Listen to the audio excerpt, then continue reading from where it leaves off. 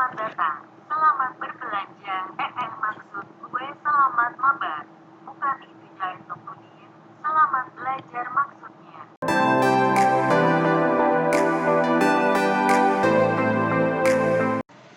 Assalamualaikum warahmatullahi wabarakatuh. Saya dari kelompok 4 akan melanjutkan tutorial membuat database di Microsoft Access. Di materi kali ini kita akan belajar untuk memvalidasi suatu data, di mana kita mengecek data yang diinputkan oleh user apakah sudah sesuai dengan kondisi yang telah kita tentukan. Misalnya, saya ingin membuat validasi data di tabel anggota. Kita buka tabel anggota, lalu kita buka dengan desain view. Nah, di sini misalnya nama itu tidak boleh kosong, berarti nama itu harus diisi dan tidak boleh null. Itu caranya bagaimana? Jadi begini, kita klik dulu kolom nama, lalu required yang awalnya no ubah jadi yes.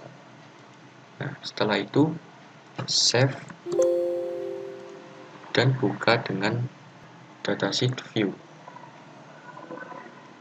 Nah, kita coba apakah kondisi yang kita buat tadi sudah berhasil atau belum. Misalnya, namanya saya kosongi. Nah, terdapat peringatan. Tapi ini peringatan default dari Microsoft Access-nya. Kalian bisa mengedit apa kata-kata yang kalian suka untuk dimasukkan di peringatan ini.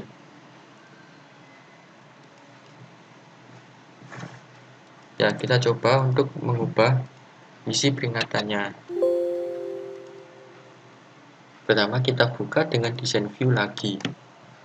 Lalu, required-nya kita ubah menjadi no.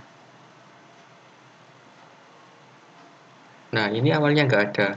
Kalian bisa mengubah itu lewat klik kanan di properties ini, lalu buka properties. Nah, property sheet sudah muncul.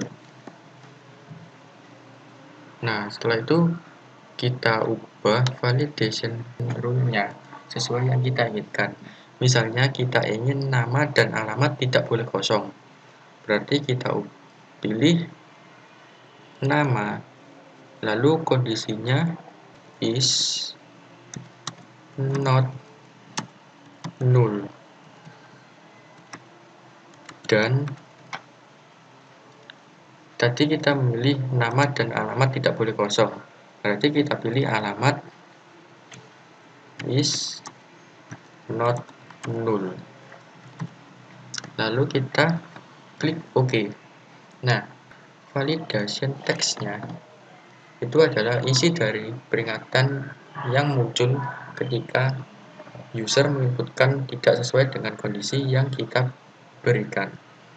Nah, kalian bisa mengubah, misalnya nama dan alamat tidak boleh kosong.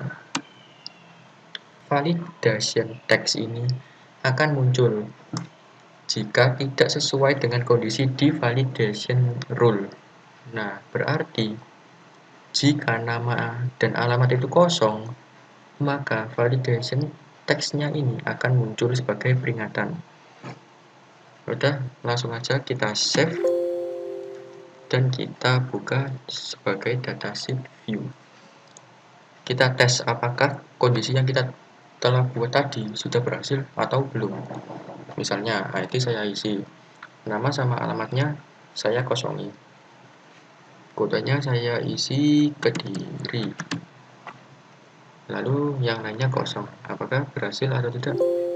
Nah, isi peringatan ini, nama dan alamat tidak boleh kosong, sesuai yang kita inginkan tadi.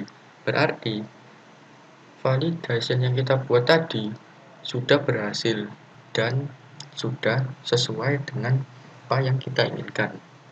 Kita klik OK, lalu coba namanya kita isi tapi alamatnya kosong.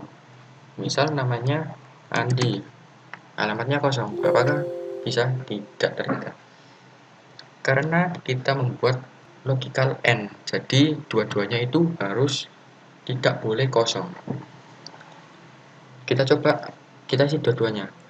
Alamatnya kita isi kode misalnya.